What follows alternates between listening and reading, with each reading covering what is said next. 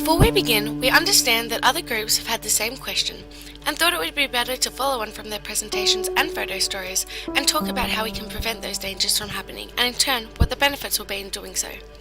This presentation is focused on how to prevent the inherent dangers associated with social networking, but mostly how they will benefit the education system once those safety precautions have been put into place. The world is ever-changing, improving and evolving, and alongside it is our capacity to develop and advance technology and use it to better our lives.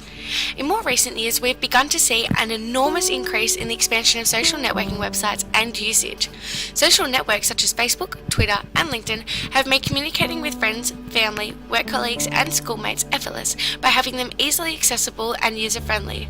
The majority of these websites have little to no sign-up fees and have qualities that are tailored to specific target audiences, thus making them more appealing to all ages. These websites have taken the world by storm and become a large part of our everyday lives. They allow us to make personal connections and share information by posting statuses, photos, comments, join groups, tag ourselves at different locations, and basically keep the world up to date with every move, thought, or feeling. Although these websites are ever growing in both popularity and size, society is starting to take a step back to look at the effects that these websites are having on the world. Yes, social networks are a great way to keep your friends, family and acquaintances informed of your exact location, the people you're with and what you're doing. Although these same features in the wrong hands could result in horrific consequences. Social networks are now working their way into our children's hands and being misused as weapons of bullying and harassment rather than a way to keep up to date with society. Children and young teens are joining these websites and are not always taking the proper precautions in order to keep their personal information secure and these pages on private settings. There are updating personal details on their profiles without a second thought, such as their school, address and mobile number, yet don't consider how unsafe this information could be if open to the public. This lack of knowledge on the dangers and harms of social networks are putting our children in a vulnerable position and at risk of being physically or verbally abused. These websites, as proven in the past, can be used as a mechanism to create fake profiles to stalk individuals, verbally and physically abuse people you may not even know, and even locate where someone lives. The scariest part of all this being that you can never be 100% sure of whether or not a profile is legitimate. People are now wanting to bring these same websites into schools around the nation to better the education of the younger generations. Yet this could be just another way of putting our children in danger. Most people would tell you social networks do not belong in a school and should not be used as teaching aids, yet realistically, if the proper precautions are taken and followed, there's no limit to how useful these networks could be in advancing and improving the education of not only younger children, but of society as a whole. Most minors are now familiarising themselves with new technology or websites such as social networks and are grasping the concepts of them at a much faster pace than older generations. So why not take advantage of this and incorporate these websites into our education system?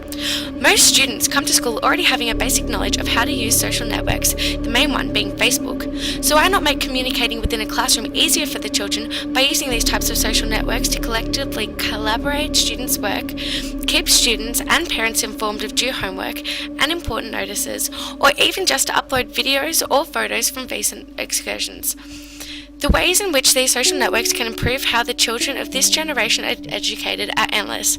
There are so many plus sides to incorporating such teaching aids into everyday classrooms, and now these websites are making it easier to both educate students, teachers and parents on how to protect their profiles or personal information and how to use the website safely.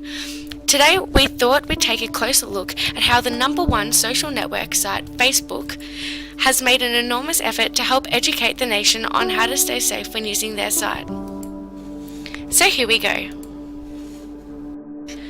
Facebook have gone out of their way to help inform the public of strategies to protect themselves when using their site, and also to educate and give useful tips to parents, teachers and teens on safety precautions and how to look after their family. All the above can be found on the Facebook Safety Centre. On this page they have a variety of videos, the majority of them being based around Facebook, safety and advanced security. They have a number of links discussing the topic, such as our philosophy, the Facebook community, tools and resources. Our philosophy, a page addressing their approach on achieving safety. The Facebook community, relating to your expected behaviour in being a part of the online community. and tools and resources, a page that provides tools to keep you safe when using the website and other useful safety resources. Alone, these three links provide helpful in providing information on how to keep out of harm's way and protect yourself on this social network. Yet Facebook have gone out of their way and uploaded extra links targeted at three different demographics: parents, teachers, and teens. These pages have been specifically tailored to answer each demographic most commonly asked question and address their concerns. At the bottom of each of these pages, they have a section which lists useful tips for each specific group.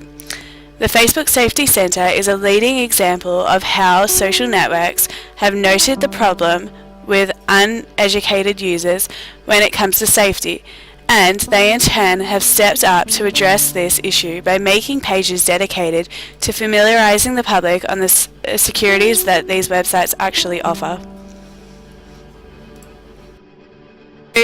Facebook alone has become a worldwide phenomenon, now having over 800 million users.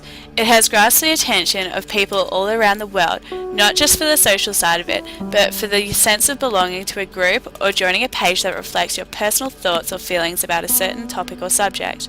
When browsing through Facebook, we came across an American page, Facebook in Education, which had over 499,000 followers.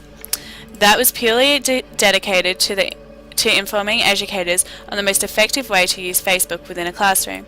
We realised that this was a topic being discussed worldwide, and this page is a perfect example of how easy it is to start a group or page with your students to discuss topics, post links, videos, homework, requirements, parent-teacher interview dates, and classroom reviews. This is an educational Facebook page focused on educating teachers on how to incorporate Facebook within their classrooms. Just like we as teachers would with our students, they have posted useful links that could better our understanding of the topic. Social networks are becoming our primary source for information and communication, and have certainly made communicating in all forms much easier and more exciting. Not if, but when social networks make their way into our education system, they will surely become a primary resource and teaching aid.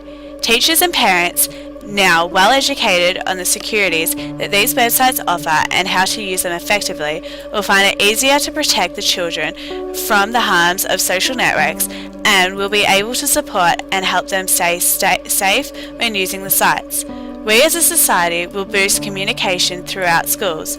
Homework will become more visual, fun and easy to find all in one place. With the way the younger generation are familiarising themselves with computers and mobile phones at a much younger age, to incorporate these social networking sites within our classroom seems only logic. Ready? Technology is always evolving, and as it does, so do we as a society. There will always be new dangers within social networks, but there will also always be easy and effective ways to prevent and educate students, teachers and parents, and society as a whole on how to stop inappropriate use of these websites.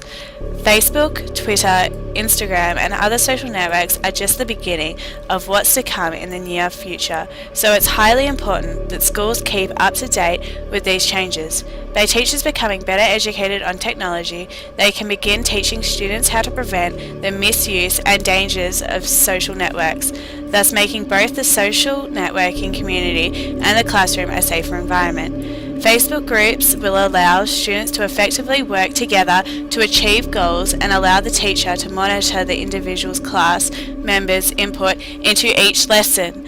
This is more easily done with programs such as Insight by Phonics, which allows the teacher to monitor each individual student's screen and also send work between users.